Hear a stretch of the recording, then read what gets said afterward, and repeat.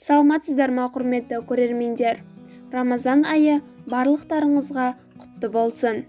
Ораза тұтып шаршамай жатсыздар ма? Осы видеомыз сізге ең пайдалы видеолардың бірі болады.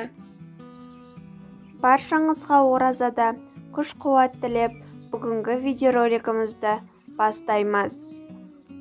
Рамазан айында барлық дастархандарымызда құрманы көреміз. Сахарлықта да, ыфтарлықта да дастарханымызда әрқашан Рамазан айында құрма болады. Біз сүйіп жейтін бұл мейуа туралы біз видеоролик тақтадық. Видеоны бастауымыздан алдын бейне астындағы бір ғана лайк түймесін басып, біздің арнамызға жазыла кетуіңізді сұраймыз. Баршаңыздан Алла разы болсын. Егер жақындарыңызға пайдалы видеоролик жібермекші болсаңыз, осы бейнені достарыңызға жіберіп қойыңыз. Ғылыми тексерулер нәтижесінде сол анық болды. Ораза тұтқан адам үшін ораза айында ең пайдалы тағам бұл құрма болып саналады екен.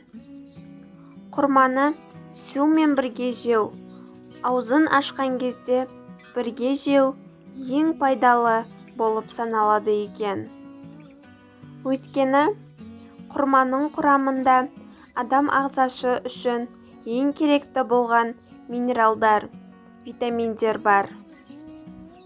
Сол шында пайғамбарымыз мынандай дейді: егер сіздер ауыз ашар кезде құрма жесеңіз, бұл сіз үшін пайдалы. Егер құрма таба алмаса, сумен ашсын. Өйткені су пәктеуші дейді.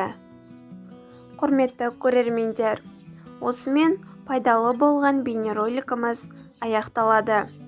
Осы бейнероликті достарыңызға жіберіп, астындағы бір ғана лайк түймесін басуды ұмытпаңыз. Сау саламат болыңыз.